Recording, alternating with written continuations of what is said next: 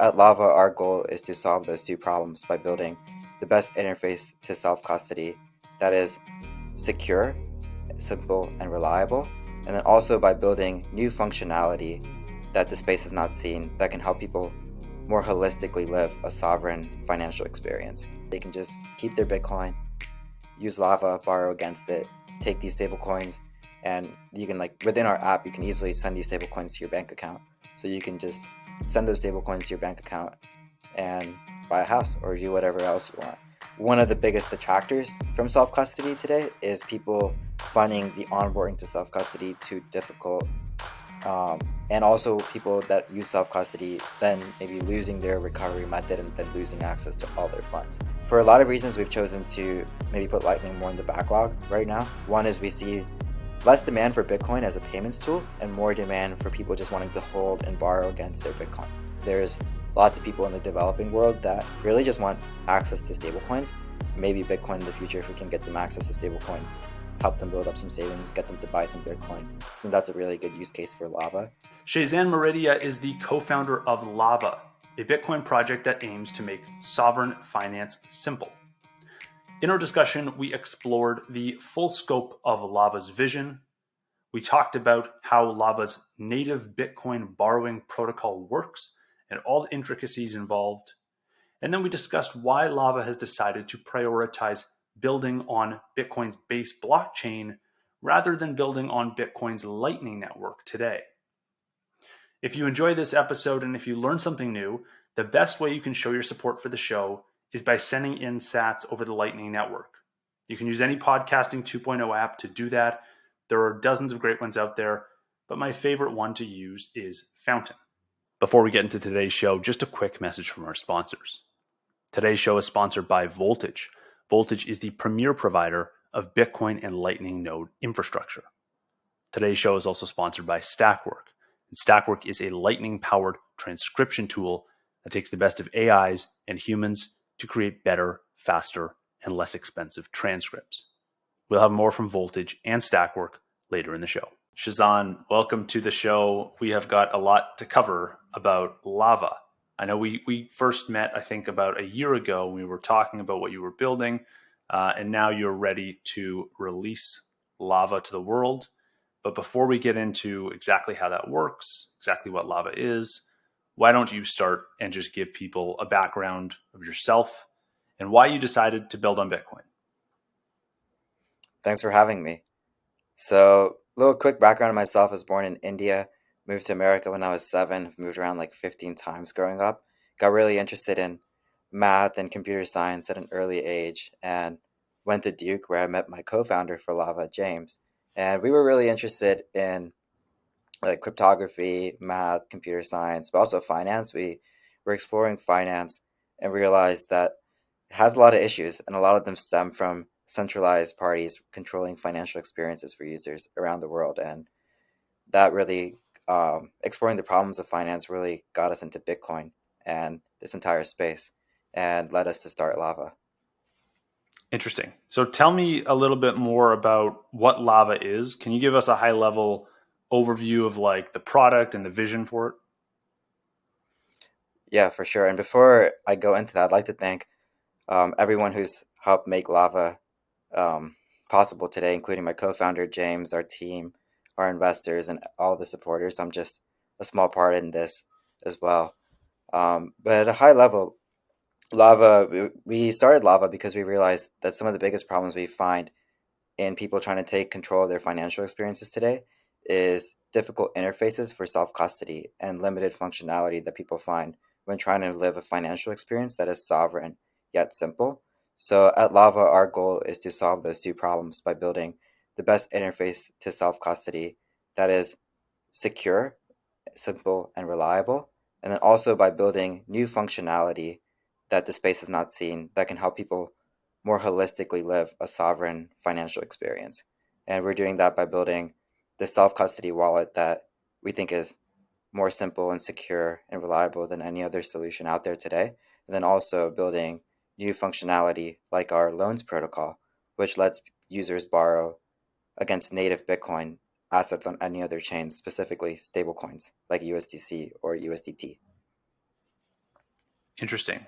I want to hear more about this loans protocol and how it interacts with other chains. And I think there's listeners here are deep in the weeds on Bitcoin, but may not be at all familiar with what is going on other chains. So can you just break down the loans protocol, how that works, how the native Bitcoin integration works, and why there are other chains involved at all? For sure. So we started to build this loans protocol because we realized there was a massive demand for borrowing against Bitcoin. Bitcoin is quite adopted as a digital savings tool, and people really want to hold their Bitcoin, and people might want to borrow against it for many reasons, to minimize their tax burden, to maximize their exposure to Bitcoin.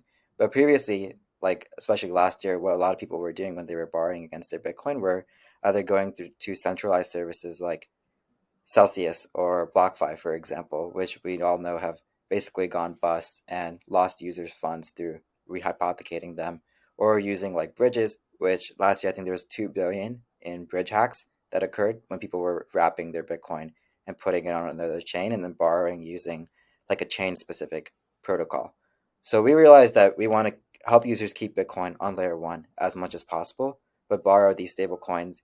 And we wanted people to be able to borrow stable coins on basically any chain that they would like. We think that we saw that these other chains have quite significant stablecoin adoption, like Solana or Ethereum or Polygon, and we wanted our users to be able to borrow those stablecoins so they could use them either to transact or even off ramp them and just send them back to their dollars in their bank account. So I can go into a little bit more detail if you want on how the protocol works at a high level. Yeah, that'd be very helpful. So basically, the way this protocol works is there's really four steps. There's loan initiation, loan repayment, loan liquidation if liquidation ever occurs, and loan expiration. So when a user wants to borrow against their Bitcoin, what they do is they fund this escrow. By the way, if you're using our wallet, all of this happens like behind the scenes, so it's really abstracted away. It's super simple. But in the background, what's happening is you create this escrow on Bitcoin where you put your collateral and you contact a bunch of lenders. And basically, you get matched with the lender that's going to offer you the best interest rate for however much you want to borrow and however long you want to borrow for. And using a technology similar to an atomic swap, we're able to let users and lenders initiate this loan in a trust minimized way, where users don't have to trust the lender by like giving the lender the Bitcoin first and then trusting that they'll give them the loan. And basically, by doing this, users are able to lock their Bitcoin on a layer one invisible smart contract, as we call it. Other people might call it a discrete lock contract, DLC. Um, we're able to create this contract on layer one where the collateral can be locked. And the output conditions of this contract are pre agreed upon by the borrower and the lender. So that's how loan initiation works, where the lender creates this smart contract on the alt chain wherever the user is borrowing stablecoins from. The user accepts those stablecoins, and in that process, reveals a secret that can be used by the lender to move Bitcoin from the escrow to the Lava contract on Bitcoin layer one. So that's similar to like how an Can, atomic swap works. can anyone be a user and a lender? Like lenders are essentially just other users. Is that right? Yeah, exactly. Lenders are other users. Right now through the wallet, you can't like lend, but we have a lender product which we do to like let lenders onboard. A lot of our lenders are just institutions in the space that just want to earn a safe yield that is backed by Bitcoin. Got it. Okay. And so how does the rest of the next of the four steps you mentioned initiation being that first step? Can you walk me through the rest of them? So repayment works very similar to initiation. What you have is a contract on the alt chain where instead of the user accepting stablecoins, this time the lender is accepting stablecoins. And the lender will also, in a similar way, reveal the secret that the user can then use on Bitcoin to move the collateral back to their own wallet. And if the lender does not like reveal that secret, what we really have is like a contract on this all chain, like a staking contract. So the lender actually puts up some collateral at the loan initiation. And if the lender does not reveal that secret, the only reason they'd be disincentivized to do so is because they want the loan to expire, like to go into expiration. They want the remaining interest, but they've actually like staked that interest so that the user can reclaim it. So this financially disincentivizes the lender from ever like not accepting repayment, if that makes sense. So it's this Mm, way we can also make repayment trust minimized. It's all like cryptographic. There's like similar to like atomic swap functionality to facilitate repayment. And there's really like no oracles or anything else involved in the repayment process as well. interesting. And in this way, the users never have to trust the lender either because they're not giving the statement to the lender and then trusting that they'll like if they'll ever get the collateral back. Right. So, can we do just a breakdown of you mentioned the risks associated with things like Celsius. Where are the risks associated with this? So I would say the biggest risk associated with lava is probably in how like liquidation or expiration work. And instead of just like you having a central party that can basically rehypothecate your funds or confiscate your funds or lose your funds, at lava you know that the money in the contract is not being rehypothecated. You can verify this. It just can't happen. But there is a set of oracles that are providing price feeds to these contracts that are used to facilitate liquidation. And what liquidation is basically you've taken out this loan, but it can liquidate if the Bitcoin price goes below a certain agreed upon level and you haven't repaid your loan before that. So if that occurs, you can either to prevent this, you can either repay your loan before liquidation happens, or you can just let it liquidate because you've already like you still have like whatever your loan amount was. You don't have to repay your loan if you got liquidated. And the way liquidation works is by these set of oracles. The way we try to minimize like if the oracles could be wrong in their price feeds is by making the set of oracles as redundant as possible. These oracles are also blinded, so they don't know which contracts are actually using their price feeds. And users at loan initiation actually get to choose what oracles they can choose which oracles they want to influence their contracts. So we can minimize this risk a lot, but there is this still slight risk that the oracles could give you incorrect price feeds and liquidate you unfairly. But this is also, I mean, this is also just a problem in any borrowing solution that exists, whether centralized or like more decentralized, if that makes sense. Because there's always this problem of how do we know what the right price is? You Right. could do like on, you could do theoretically like we could really get into oracles if you want, but there's like lots of proposed solutions. We think that ours is the best solution out there right now. It's the most like resistant to any manipulation, but this is just like a problem in any centralized system that you would find as well, knowing what the price of anything is. Yeah. So oracles may still be like a vector for attack. Is that correct? Hmm. Yeah. Got it. How does this compare to something like I hear what you're saying with borrowing protocol, and I know Fuji is working on something similar that's like a lightning and liquid kind of hybrid. And then what I hear when I hear borrowing protocol and oracles, I also start thinking about something like Maker on the Hmm. Ethereum side of things. Can you break Hmm. down the differences between Lava and those two? For sure. I would say in general, when I compare like borrowing options, I think what users should seek is trust minimization because that makes their like entire loan process more transparent, more likely to be honored, and more resistant to any attacks. Safe. The users want to make sure that the collateral is not being lost or confiscated, and then also accessible and a really good UX. So versus like Maker or any of these other protocols that are on other chains, you have to wrap or like bridge your Bitcoin essentially. So you're trusting the bridge. That's like a single point of failure. And I think that we've realized like last year that in 2022 alone, there were like $2 billion in bridge hacks. And bridging is also very like difficult to like do. Um, like the process to bridge Bitcoin is pretty complicated. It's pretty slow. So the user experience is very bad. But also there's bridges are very insecure. They get hacked all the time. And they can also like whoever is like running the bridge could confiscate your Bitcoin at any time. So it's already like a single point of failure in that way.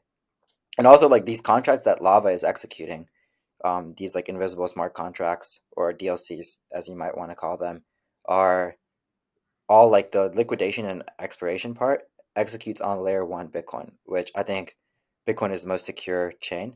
And for many reasons, I think the way these contracts are created, you can more transparently verify the output conditions. So you can actually minimize the technical risk. Because what you find in these other chains is these contracts, they're being written in like Solidity, they're running on Ethereum. there's some complexity that users might not know, and they're more susceptible to hacks. Like if your collateral is being stored on this chain, these contracts, since they're not as transparently verifiable like what the output conditions could be, there's actually certain like more attack vectors, and you've seen like these protocols get hacked all the time as well. Why do you call them invisible smart contracts and not discrete log contracts? Well, the one of the creators of this like the specification actually had titled them as either invisible smart contracts and discrete log contracts, but we think invisible smart contracts are just a better way for us to communicate to our users what these contracts are really doing. And they're invisible for certain reasons, like they're invisible from these oracles, which I think is quite important because these oracles are blinded. They don't know which contracts are powering them. And these contracts are also basically like off-chain contracts on executing on Bitcoin. I see. Okay, and so when someone is looking for a loan, they are putting in their collateral is over collateralized, right? Like they have more collateral than the loan amount at all times. Is that correct? Yes, that's correct. Okay, so in that sense, it's similar to over collateralized lending protocols that we have seen in the past, but just different in the sense that there's no bridge required to put your Bitcoin on them. Exactly.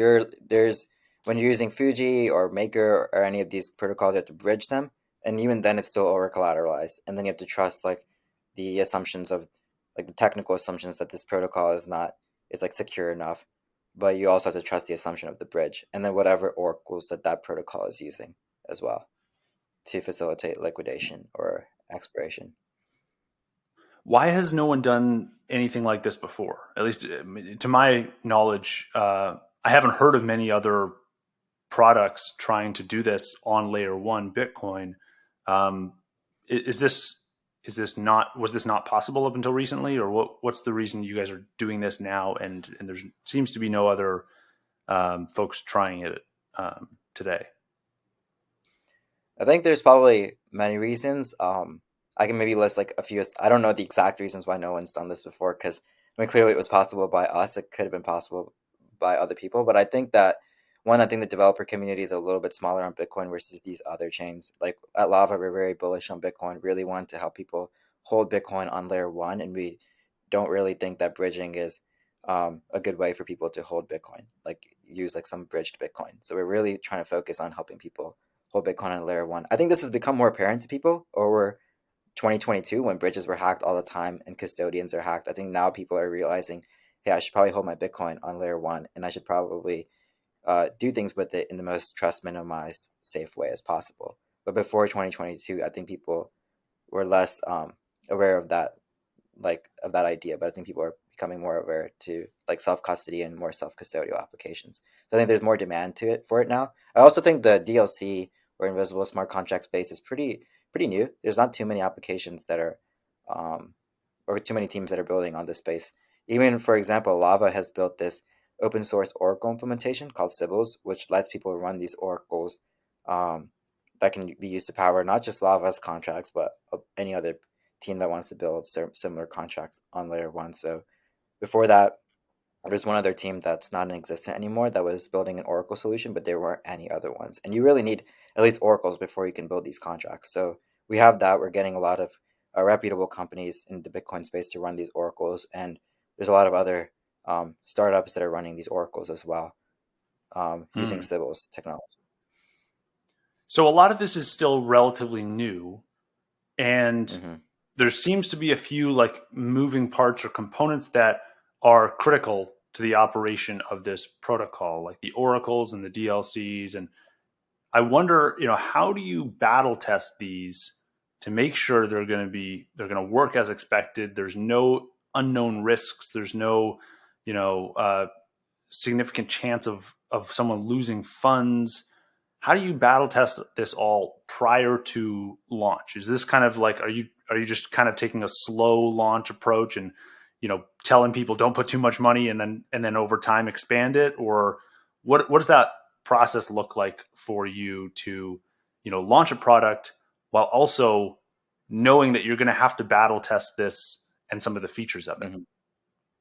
We worked a lot on testing. Like we've been building this for over a year, so we have like a lot of testing suites that we've built internally at Lava to make sure this is all secure. We're going to do audits. I think that we're definitely going to do like a slow rollout. We've been doing a slow rollout of this, telling people don't put too much money on this. We've also been like testing this on testnet a lot to make sure that we're testing everything that could be done. So we're really taking all the measures that you could really take, like auditing, testing, rigorous testing suites, slow rollouts, to make sure that this protocol is safe.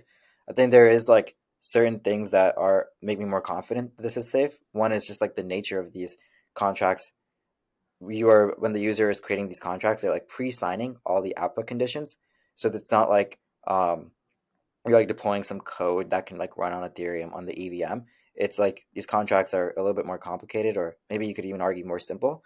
They're basically just a user and the lender are like exchanging like signatures. They're pre-signing certain outcomes that can be used under certain conditions. So you can at least you have more like transparency on what the output conditions could be. It's more easy to verify what all the output conditions could be. So even if like an attack, you know that an attacker really couldn't do much more than that because you know what all these output conditions are, and that is enforced by Bitcoin layer one. So I think there are certain properties of these contracts that make them in general a little bit more secure than if you were writing contracts that were being deployed to Ethereum or Solana. I see. The and our Solana side of the contract, for example, or like the all-chain side of the contract is it's a very simple contract. It's just facilitating initiation and repayment. So we're gonna do audits there as well, and we have testing suites for that as well. But it's a lot like simpler and less susceptible to hacks, if that makes sense. Now, there's But going to there be is like a. yeah, sorry. Go ahead.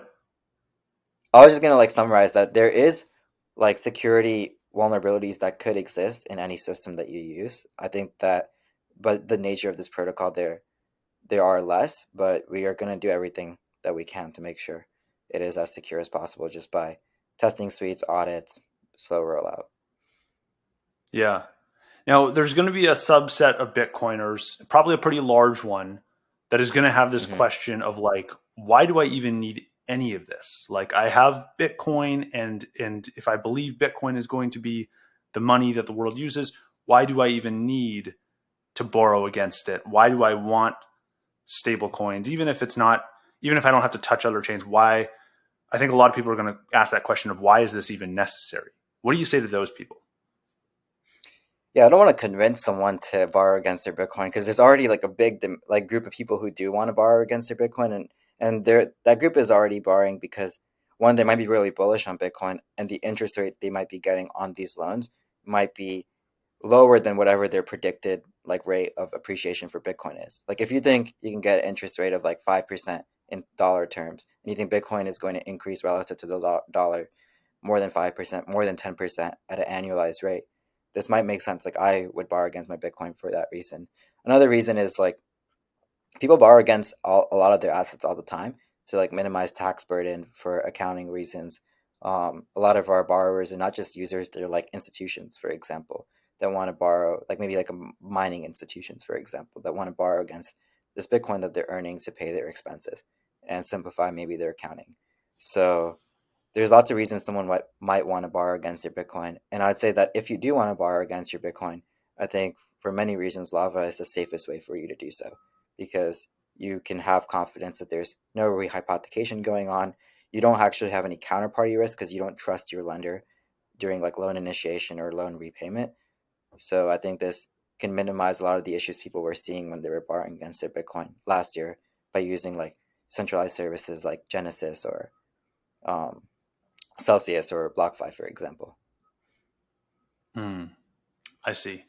Now, what are the areas that this protocol could disrupt? If people decide that Bitcoin native loans are the best tool for getting a loan, what is disrupted in the wake of this?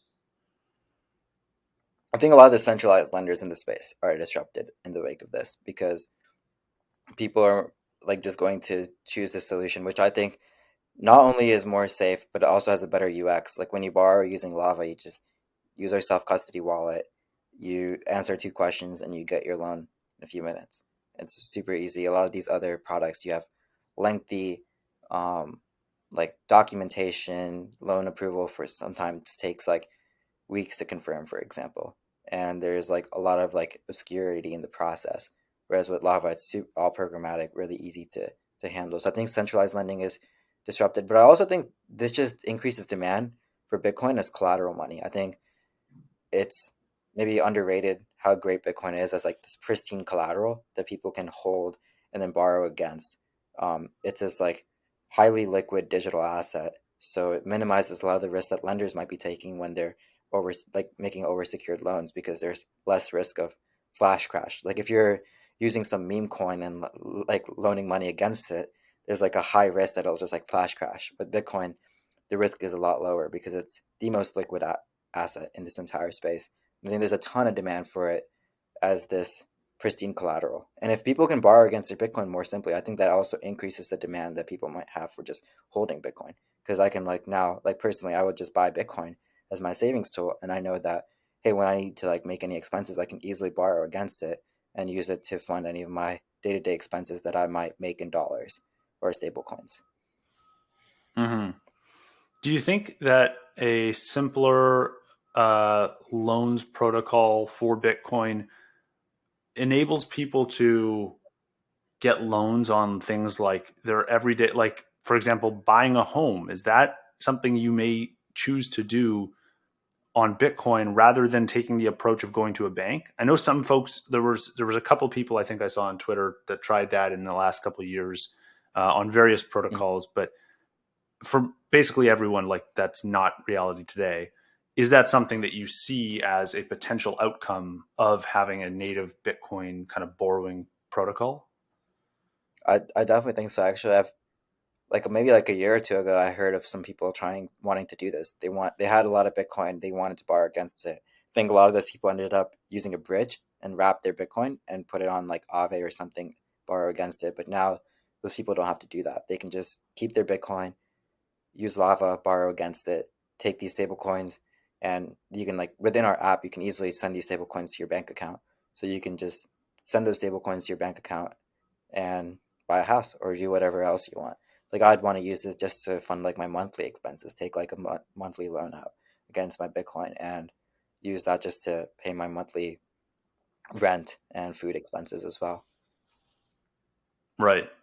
Now, right now, the part of the protocol that does not involve Bitcoin is the stablecoin part, right? That's the part where you are going to another chain, even though you guys are doing it in the background and not the Mm-hmm. users. There is a reliance on other chains. Is there a Mm-hmm. future in which this, USDC loan that you get is built on Taro or something on Bitcoin? That could definitely happen with certain changes on Bitcoin. Like I think if we introduce more like covenant functionality, it could help us with like the way we do repayment. But really, the we're pretty agnostic to where these stable coins live. They currently live on these other chains. Maybe we can touch on this later, but when the user is using, let's say, USDC on Solana to or when they're borrowing USDC on Solana, they never have to hold these Solana tokens. For a Bitcoiner, we don't require you to ever like buy some Solana token and put it in your wallets to make sure that you can move it around. We've built this like gasless relay service where you can like pay fees in USDC and we'll fund the native token fees for you. So you never have to touch these altcoins. You can actually use Lava without ever having to hold another altcoin. You can just use stable coins and Bitcoin. And in the future, I do definitely see that we can integrate other chains and maybe even in the long term, I think we can have like just Bitcoin. If we have like stable coins on Bitcoin that gain adoption, then I definitely could see Lava expanding to cover that. Mhm. I was talking to Constantine at Collider the other day, and they've got a synthetic fiat stablecoin using they're kind of an exchange on Lightning, a derivatives exchange, and so you basically are entering into a Bitcoin short position, and they're able to peg the value of your holdings to the dollar, and there's stable sats through Galoy, which is a similar concept.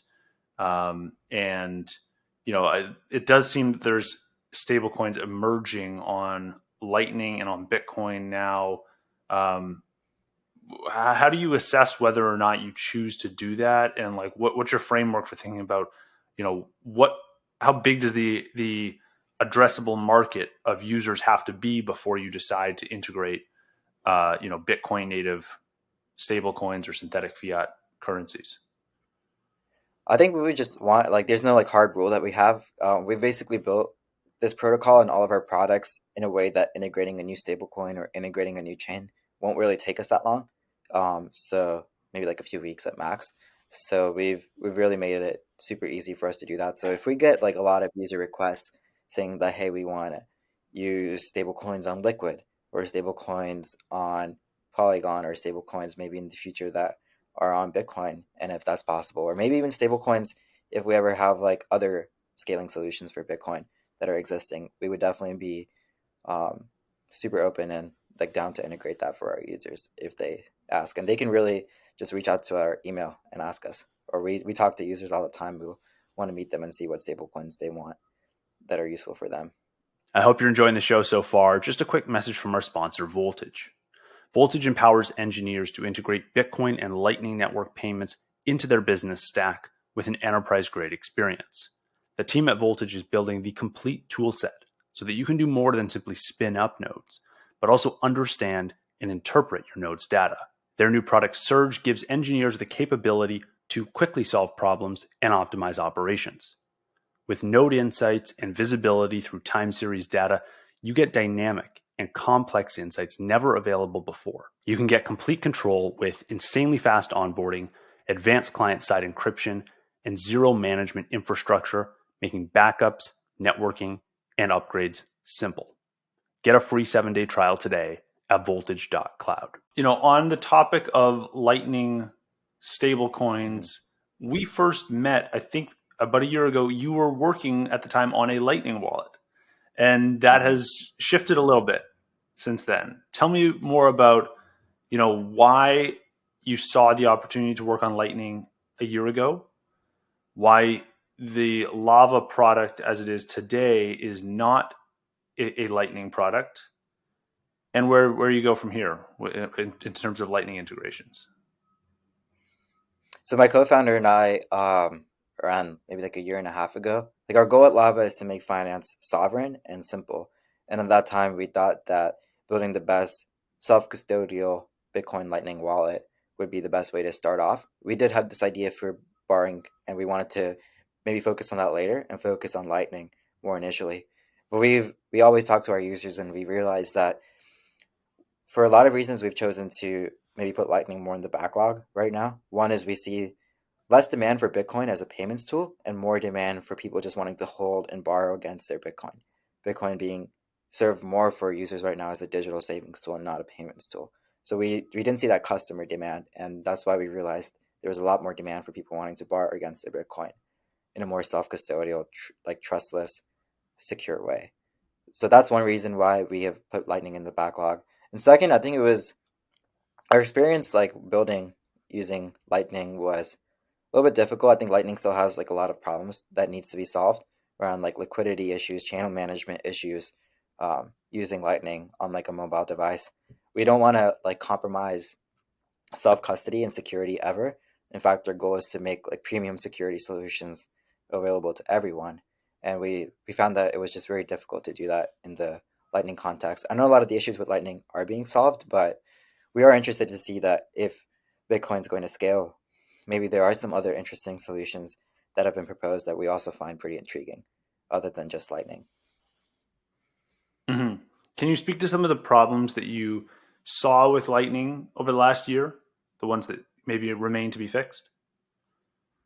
I think there's definitely just like a user experience issue with like just like having enough liquidity, like just like the whole like liquidity constraint of Lightning is I think a big concern with using Lightning for a lot of users, and I think that is something that still needs to, I don't know if it can be really fixed, but maybe it can be like um maybe you can be build products that like work with that constraint in an effective way. But I think we find that maybe there might be other scaling solutions that maybe don't have those problems that are being explored, like drive chains, which like Paul Stork is working on, or maybe like there's, I don't know if you're familiar with like Litecoin on Twitter. He's done some research with like rollups. So I think those are pretty interesting solutions. I don't think that I'm saying that Lightning is not something that will serve any use case at all. I just don't know if it serves the use case for our users right now.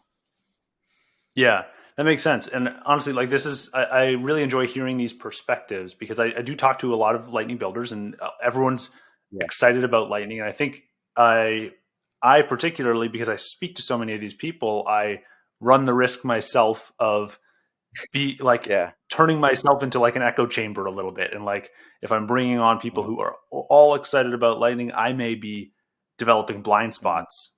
So I do want to like dive into that a little further. And I want to hear more about the demand side. So you mentioned at the beginning that you didn't see as much demand, or your customers didn't see as much demand for payments, and saw it more of Mhm. a store of value. Can you talk about how you uncovered that, and what can you elaborate on that? Yeah, I just think that like even if you look at maybe more so like the data you find, that's I think stablecoins have done a lot more transaction volume than like at least like fast. Like a lot of people are using stablecoins for day-to-day payments more so than they're using Bitcoin. Like more merchants, for example, are accepting stablecoin payments than they are Bitcoin. I think this is for a lot of reasons. Like volatility is a reason. I think some of these other chains have done a pretty good job, maybe from like a business development perspective of like getting merchants to accept stablecoins. I think there's also um, just like these other chains might have like faster confirmations, etc. You can use these stable coins maybe more easily in a self-custodial way.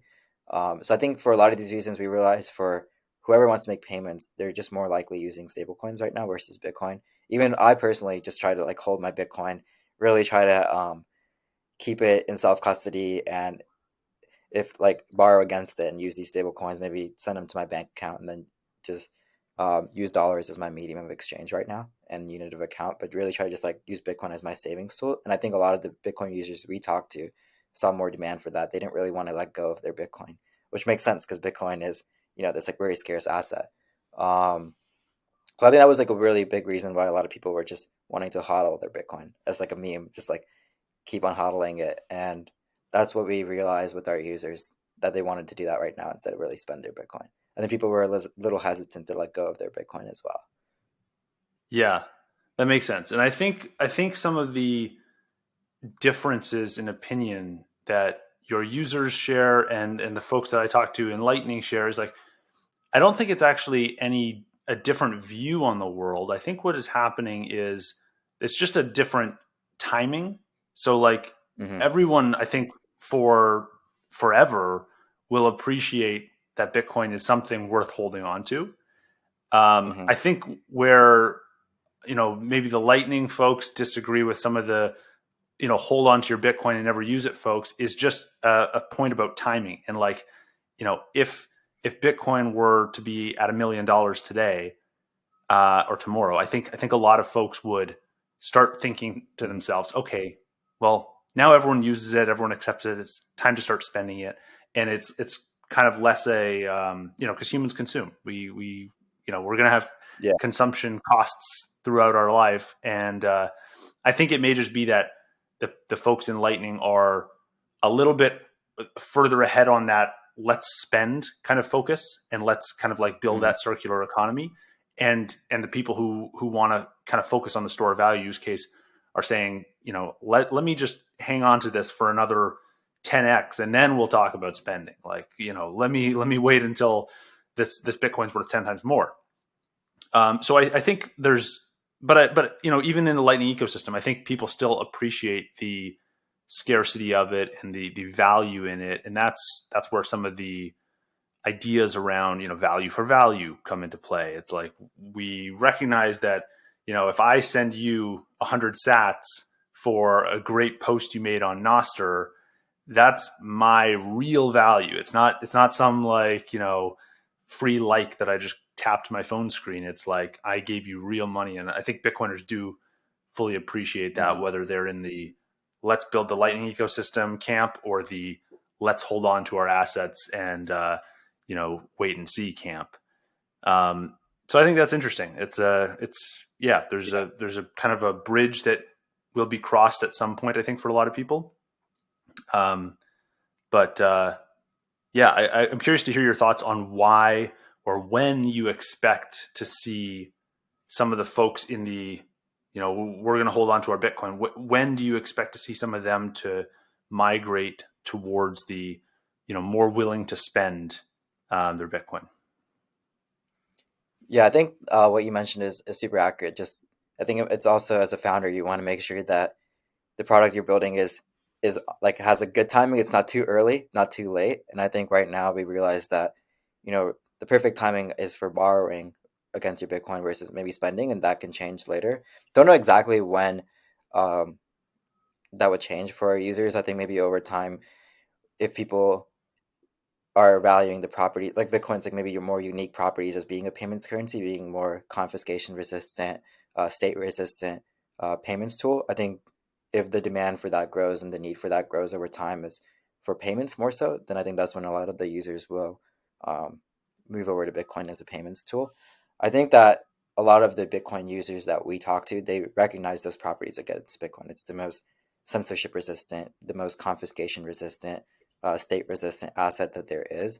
And I think for a lot of those users, they want to hold Bitcoin more for savings for that purpose right now. Because if you're even using these stable coins or taking these stable coins and then sending them to your bank account, a lot of these people aren't holding like years worth of savings in stable coins. They're putting more of their savings in Bitcoin and using these stable coins more for day-to-day payments and more of an intermediary tool, if that makes sense. And I think in many ways, like a lot of people would argue that maybe dollars and stablecoins are more of an intermediary tool to get to maybe a more hyper Bitcoinized world. Mm. Yeah, that's interesting. I imagine that's a far off kind of prediction. I don't know. I don't know that we're close to that yet. Do you share the view Yeah, that dollars will continue to have a significant impact on the world's economy for the next decade or so, decade, 2 decades? I definitely think so. Um, I definitely think that dollars will have a significant impact. Probably like a year or two ago, if you talked to me, I was like, no, it's only going to be Bitcoin. 5 years from now, we're going to be hyper Bitcoinized. But maybe it's just through my conversations with lots of people, my conversations with my co-founder, our conversations with people in the space, we just realized that I think dollars are going to be around for a long time. But I think Bitcoin strengthens is a really good check and balance system on the dollar. And I think for I think there's a lot of like ways, interesting things that Bitcoin does to the dollar as well. Mm-hmm. Yeah, that's right. Okay, I want to talk a little bit about the rest of Lava. You mentioned at the beginning there's this full like self-custodial wallet experience, and you're designing this to make it simple and intuitive. Talk to me about some of the design decisions and improvements you've made there that make this a better wallet than other ones you might find. When we were wanting to increase adoption of self custody, we realized that one of the biggest detractors from self custody today is people finding the onboarding to self custody too difficult, and also people that use self custody then maybe losing their recovery method and then losing access to all their funds. So we wanted to make sure that we could provide a self custodial experience that was secure but also reliable for our users. So we've made some changes to onboarding that might be different than what you might find in a traditional wallet. We offer cloud recovery solutions and a physical recovery solution. So for cloud recovery, what we enable users to do is basically back up an encrypted version of their seed to their cloud, but we've done it in a way that makes the seed most resistant to any like if even if someone compromised your encrypted material, making it resistant for them to be able to brute force and find your seed. A lot of other wallets might either store your there are some wallets out there I'm not going to name that like store your seed unencrypted in the cloud, which is has a single point of failure. An internal like Apple employee, for example, could just compromise that material, steal all your funds, or they use an encryption scheme that is more easily brute force. So even if the Apple employee, for example, compromise your encrypted material, they would be more easily able to access your seed by being able to brute force it. Our solution is a lot more. The encryption is a lot more secure. It's a lot more there's a private key that's stored on the user's like trusted devices that's being used to encrypt the material plus the Apple ID password. So it makes it a lot more resistant to any brute force attacks. So that's what we've done for cloud recovery to make it secure, but also one click enabling cloud recovery. And for physical recovery, what we realize is when people are writing down their seed phrases, which is the way that most people do physical recovery today, there were a lot of errors they were making. They were making accuracy errors. They were just their handwriting was bad, for example, and then when they tried to recover it, they just could not like understand what they had written down. A lot of users just decided not to do physical recovery because the whole process of writing 12 words down, even that was like a little bit annoying for them, and just like the reliability just was like too slow. So what we've done is instead of having seed phrases as the default physical recovery method, we've used QR codes. So for users who do really love seed phrases, they can still do that within our app, but we also present users with another option, which is QR codes. And users can print their QR code easily from when they're onboarding to Lava. And then when they want to recover, all they have to do is scan that QR code to recover their wallet. And I think that solves a lot of the issues with seed phrases. A lot of times users would write down their seed phrase, but they wouldn't really know what it meant. But users really understand that QR codes are storing some abstracted information.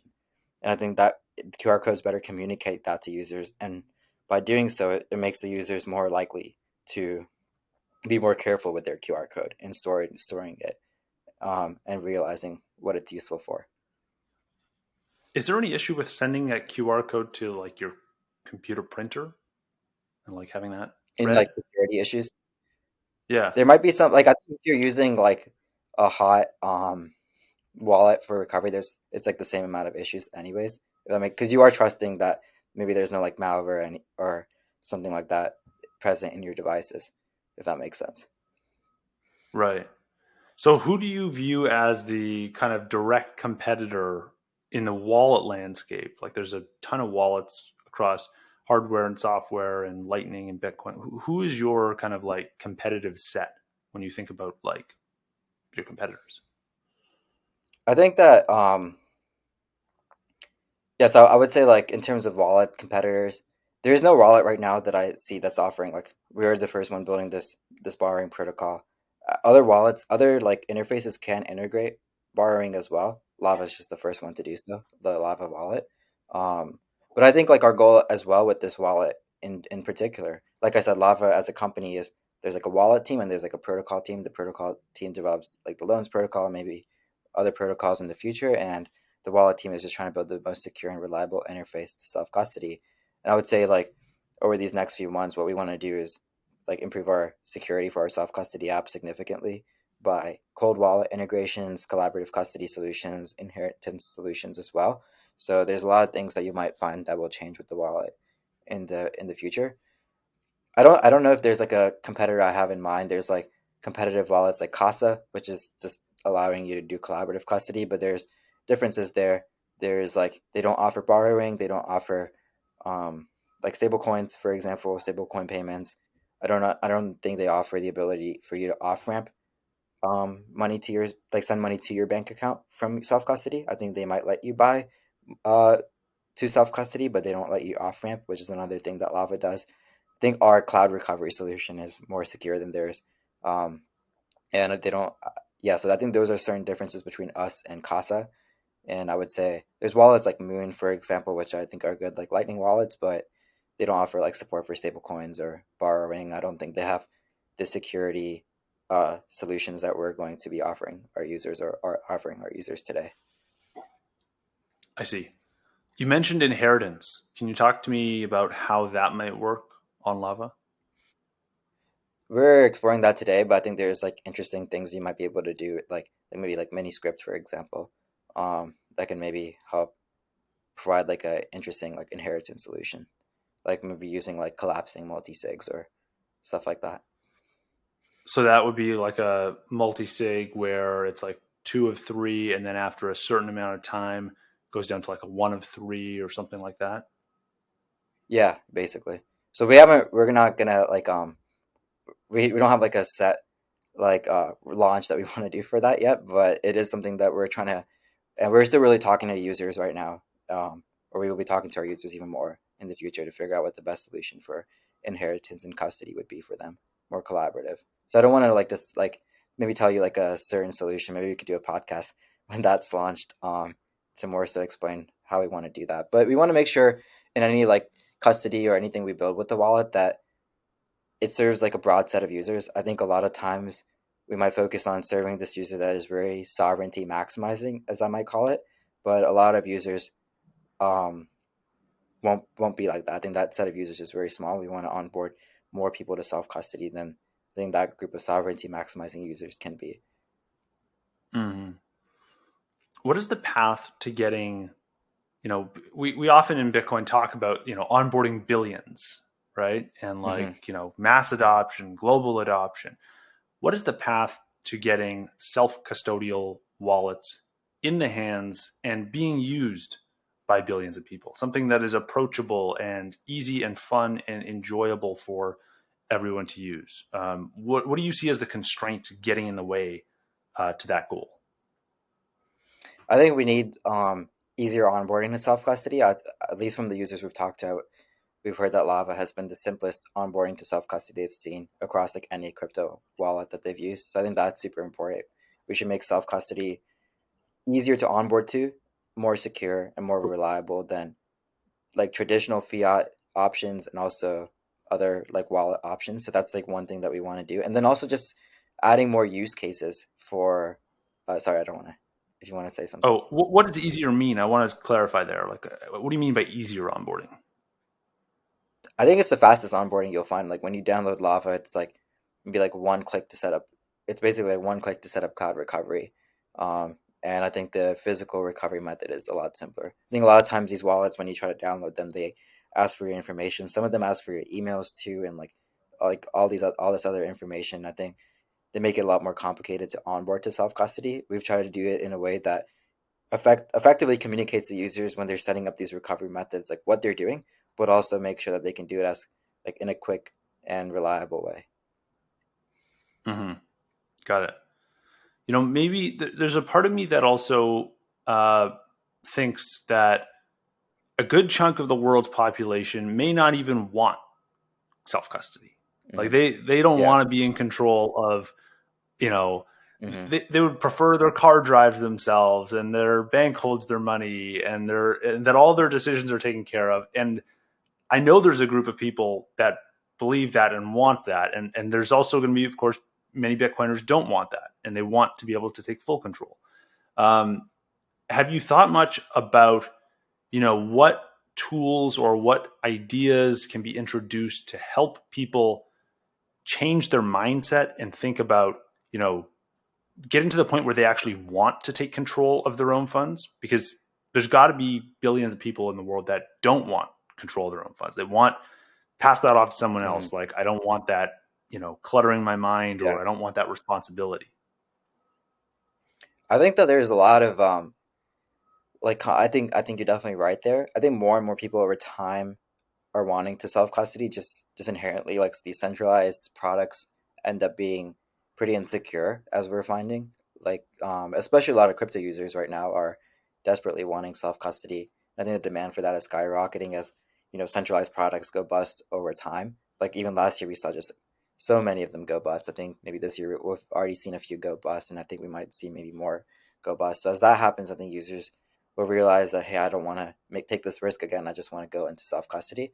So I think that's like one way that people will want to self custody in the future. I think there's going to be like an education standpoint. I think there's like lots of people that are doing like really good education. We want Lava to be a part of that.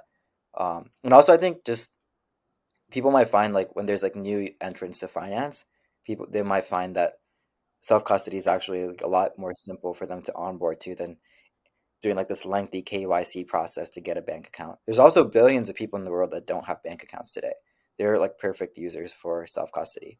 For example, there's lots of people in the developing world that really just want access to stablecoins, maybe Bitcoin in the future if we can get them access to stablecoins, help them build up some savings, get them to buy some Bitcoin. I think that's a really good use case for Lava as well that we're finding, especially since I think we do have a very simplified, easy stablecoin transaction experience.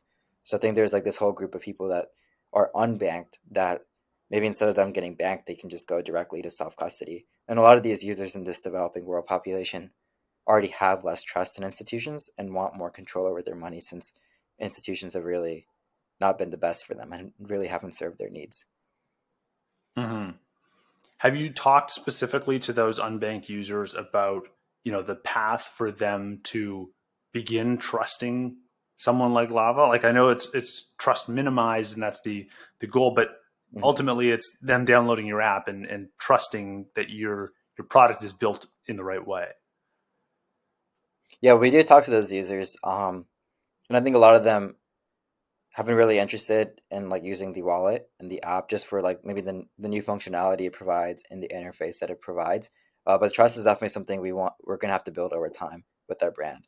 Just making sure we really want to provide the best quality product possible. And I think over time we're going to be able to gain more and more trust as our products last the test of time. Yeah, that makes sense. Um, okay, I want to talk a bit about sovereignty as well. You mentioned that a few times in this episode, and I want to hear more about the pieces of the puzzle that are still missing before Mhm. Bitcoiners have all the tools they need to achieve full financial sovereignty. Like what is standing in our way today from where we're at with Lava, let's say, to full financial sovereignty for anyone who wants it. I think that in terms of functionality, I think Lava brings one new functionality, which is borrowing, that enables Bitcoiners to do something that they couldn't have otherwise done in a more sovereign way, today. And I mean, even with Lava, I've been using it personally. I think it's kind of interesting. We've been able to connect like your bank account to like your self custody wallet, so you can buy crypto like Bitcoin and stablecoins to self custody, send it from self custody to your bank account. So even now, I feel like I'm living a pretty like sovereign lifestyle where I have my Bitcoin, I have my stablecoins, I can borrow stablecoins against my Bitcoin, and if I ever do want to, I really only use my bank account for like having my credit card debit my bank account. I can move my stable coins there and just have my credit card debit my bank account whenever I spend. Because usually I'm spending with, I'm living in America right now. I usually spend with credit cards because it's just easier, and more people are accepting it. So I think over time, the next step is for us to see like what do people want to do more in self custody.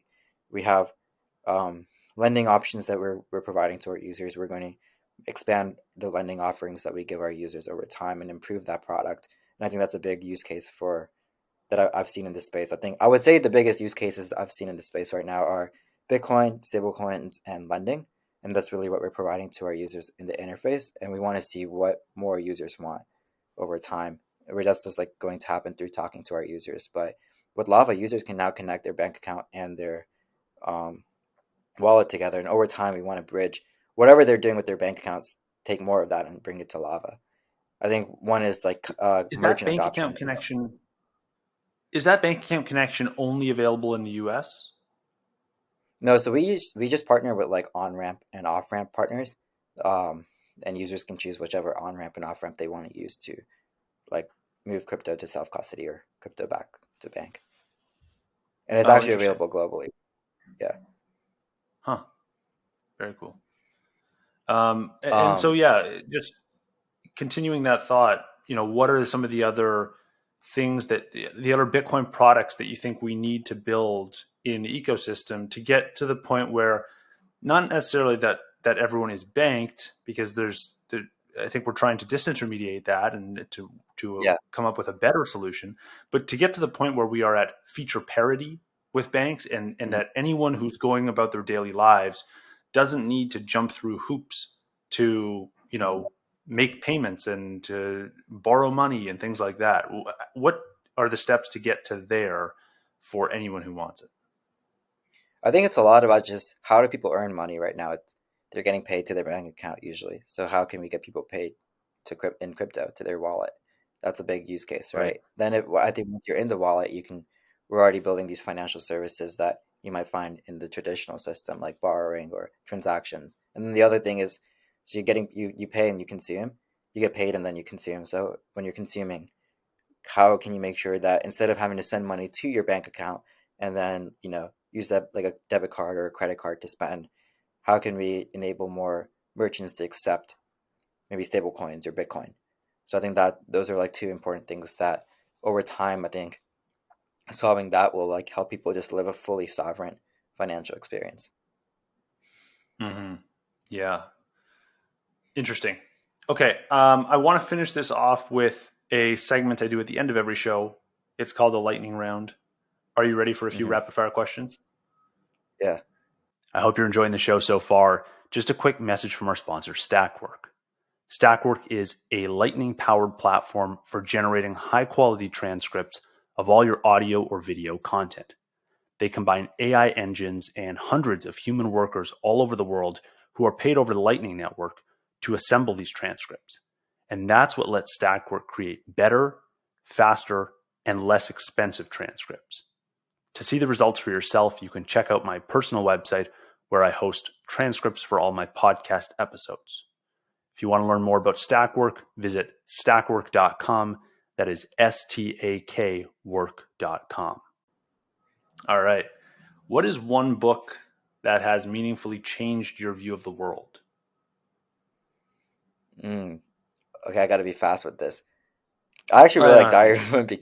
I'll say it was like one of my favorite books growing up, and I know it's like kind of like a meme book, but I think it made my love for reading stronger when I read that book, what was the book? Diary of a Wimpy Kid, the series. I think Oh, it's okay. increased my love when I first read it as a child. Interesting. If you Yeah. could only hold one asset for the next decade and it could not be Bitcoin, what asset would it be?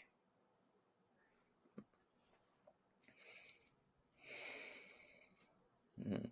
That's a really good question. Um, Lava stock. Fair enough. Bet on yourself. I like that. If you could change one thing about Bitcoin, what would you change?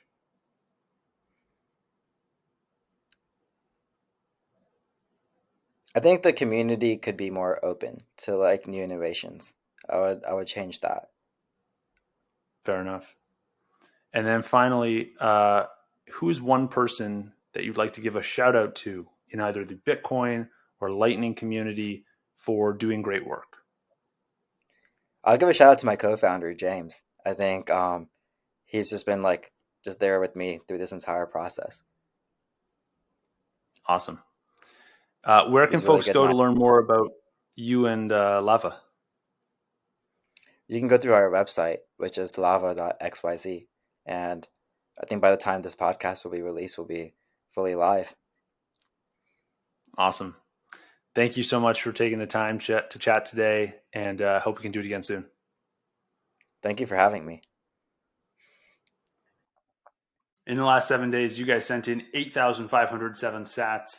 That came in from 12 different supporters. Big shout out to everyone who's contributing. I keep tabs on every single episode, and I'm always watching Fountain. Love to see some familiar faces and some new faces contributing. Let's run through a few comments we've had since the last episode. Blockchain Boog said, I think Voltage is a great company. Not a customer yet because I run my own nodes, but I'm hoping to someday if they offer a ClearNet node subscription. Would love to have a ClearNet node and protect my meat space privacy. That was in response to episode 13 with Graham Krizik, one of the earliest episodes I did. If you have not listened to that episode yet, and you want to learn more about Voltage, check that one out.